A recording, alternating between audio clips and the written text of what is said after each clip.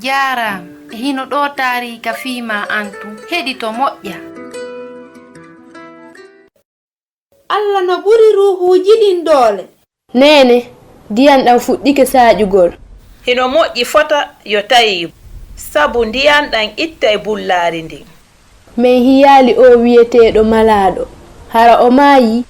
Mi sikkaa ɗum. Kono baabe wii wonde ruuji bonɗi ɗin waray mo ɓay sono kala himo haala fii annabi Isa. Meɗen gonɗini ko Allah makko on ɓuri dolnude. Woy koyngal angal. Yumma Tahibu mortike koyngal ngal no muusude ɓe.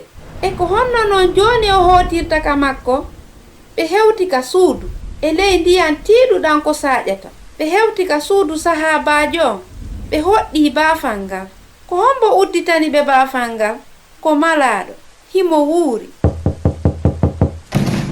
Naate, hiɗon waawi yornude coñci mon ɗin ka yiite. Nde tawno hiɓe ñawndude koyngal yumma makko ngal, Tahibu suppiti. Amayay bemma huɗiriima mayde. Miɗo huli, en haana luttude ɗo. A haana hulude. Gere waawata barminde lan. Ɓayru ko annabi Isa woni joomi an on. E ko kanko dandata lan.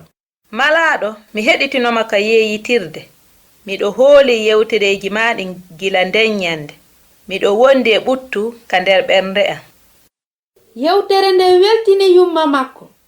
Kono Tahibu hari no huli haa jooni ben makko. Si tawi mi heɗike fii ɗum, hiɓe ronki fewndo ko ɓe hewtiti ka suudu. Sa'i on ɓurtay tun hulɓinaade. Waabiliire waɗi, ndiyan saaƴi ko juuti. Jangol ngol heewi haa yawtiti ɗate ɗen no heewi ndiyan. Hari e ɗen balɗe ɗon, gooto suusataa yaltude ka yaasi.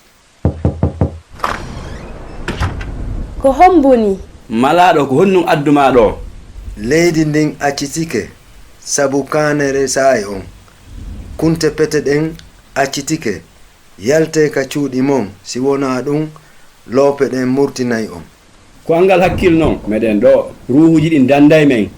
Ndi gaynataa faaɓagol on.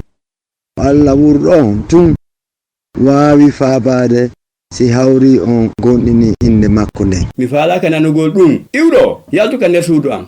Madamu Umaru hita hulu Allah no wondi e ma. Adadde yo malaaɗo yahu o wakkilini madame Ureymatu. Malaaɗo yaltu tun ka suudu. Fewndo ko Umar ƴetti himpaare makko ɓurde nden janɗude.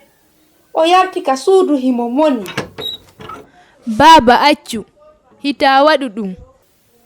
Jokkitoɗen ka taarika hikkotoɗo.